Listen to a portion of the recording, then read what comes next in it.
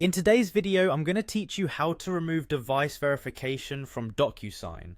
This process is straightforward and should take you just about 5 minutes to complete.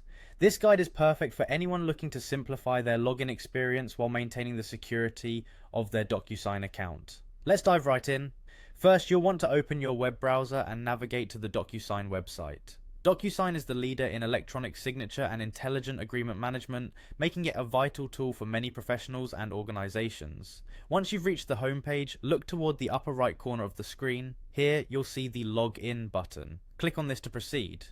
After clicking Login, you will be prompted to enter your credentials. Fill in your email and password to access your Docusign account.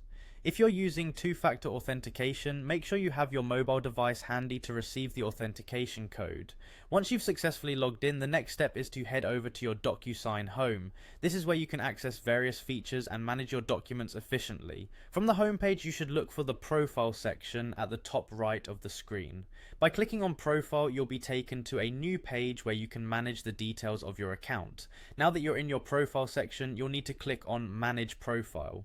This area allows you to customize and control different aspects of your user account in Docusign.